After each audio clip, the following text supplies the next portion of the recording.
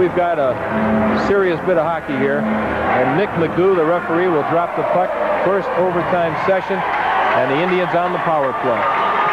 They will be 3-3 the score. Shots in the game were even in the first period at 12. In the second, Rochester outshot the Tribe 19-8.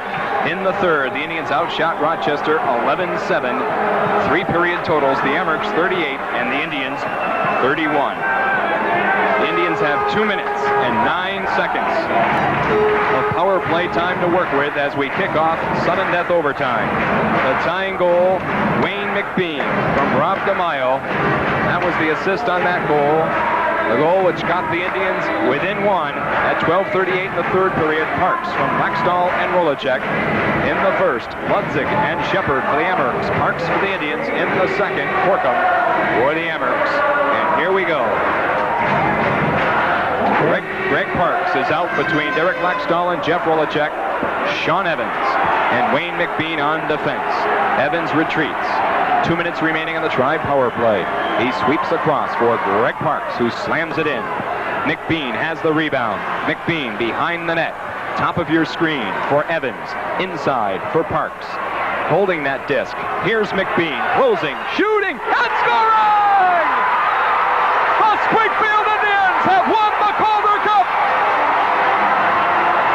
For the first time in 15 years! Hey, what do you say, Springfield? The Calder Cup belongs to you!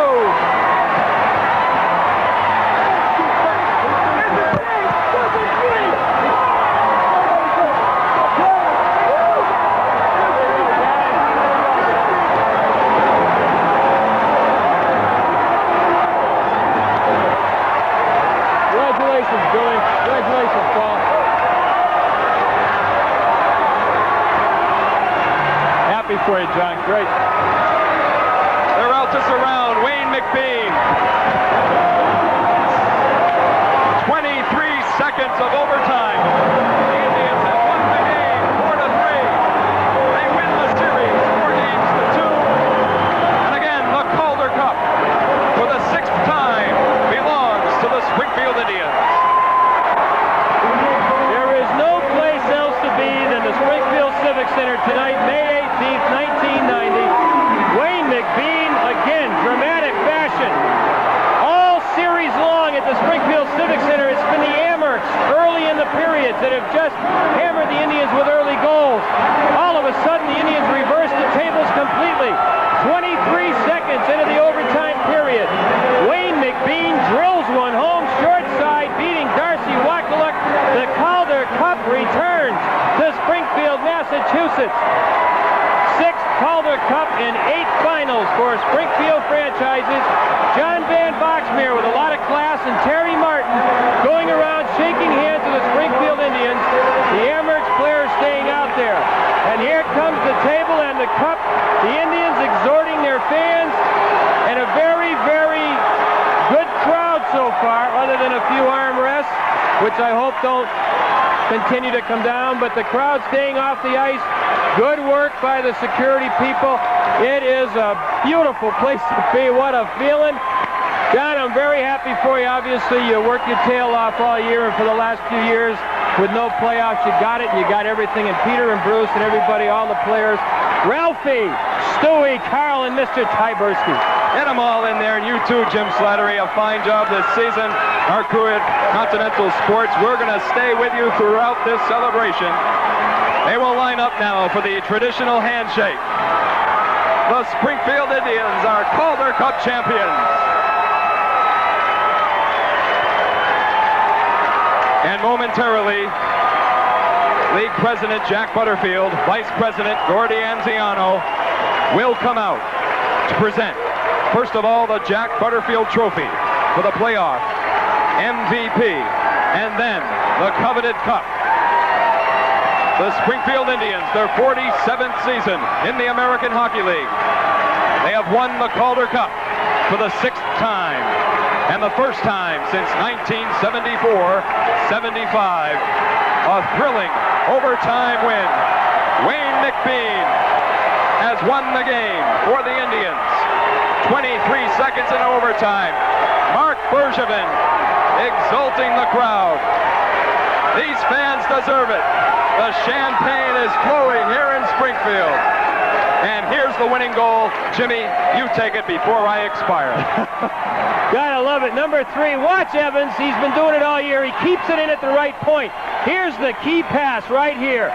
Greg Parks with 2 goals tonight. Looks up. He spots McBean cross ice. Stops quickly. Fires it across. Great pass right over to McBean. He takes it in one step, top of the circle, and he drills it home. Short side by Maniluk. He looks like he's got everything covered. It flat out beats him. And there it is, rippling the back of the net. Sends everybody into a bit of hysteria here. Oh, I'll tell you, 70-71, the guy like Butch Goring, that was his favorite spot, top of the circle, on his forehand, winds up, blasts one home. Wayne McBean drills it in. 70-71, Gary Dineen in that group. What a fantastic bunch. 74-75, Marquise of Phil Haney. What a bunch that was. And now 89-90. It's been a long time, John, but these guys deserve all the credit in the world. The Indians, Coach Jimmy Roberts, Assistant Chris Pryor, the office staff, Martha Leary, we forgot to mention, unsung behind the... Martha Daly, she's not even here tonight. She could not make it. Little boy Ian, sick at home. Here's Peter. Been with the Indians for You don't think that suit's going to be hung up somewhere? Indians owner, President Peter Cooney. And there it is, the Calder Cup. And of course, the Jack Butterfield Trophy for the MVP. And the Springfield Indians are the 1990 Calder Cup champions. It does not get any better than this in the American Hockey League. They have become the second best team in professional hockey. As far as championships are concerned, you can rival that the Stanley Cup champion runner-up will be the second.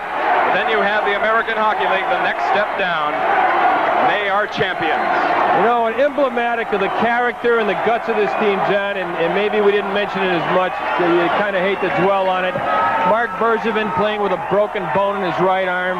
Rod Dahlman, who couldn't even get off the ice last week and get over the boards, back playing a regular shift in penalty killing. And Gagne and Berg and Hackett and the boys up here in the box went wild when it was scored, just happy for the team. That's the kind of togetherness, that's the kind of spirit that has molded this team off the ice as well as on. There you see some of the fans, and boy, talk about deserving. Fans in Springfield deserve it. I just feel bad for the fans that have been so loyal and couldn't get in here tonight only because of numbers. Jeff Hackett has been named the winner of the Jack Butterfield Trophy as the playoff MVP. And fitting it should be for Hackett, out with a groin injury in this game, unable to play. But his play got the Indians to the Calder Cup brink. And Jeff Hackett is the playoff MVP in his second season as a pro. It couldn't happen to a better guy. And Wayne McBean is the MVP of this series, in my opinion. Well, I got to agree with you there. This kid played a lot of hockey and played it very well. When he's shooting and skating, we said it a lot this year, John, he's at his best. He had the most shots on goal of anybody in the series, and he skated very well. And the Indians all hounded Hackett, got all over him. Together again, that's the spirit. And there you see Jeff Hackett right there with his trophy, and he's crying. I mean, the tears are coming down, and hey, you got to love it. That's emotion. That's the emotion of the sport by a kid that's emotional and cares, and he's worked hard for whatever he's got. The New York Islanders have to be proud of this organization, this hockey club right here. The future Islanders have won the minor league championship at the American Hockey League level. And now we go downstairs, and maybe we can pick up the feed. Indians Calder Cup champions, league president Jack Butterfield with a presentation of the Calder Cup.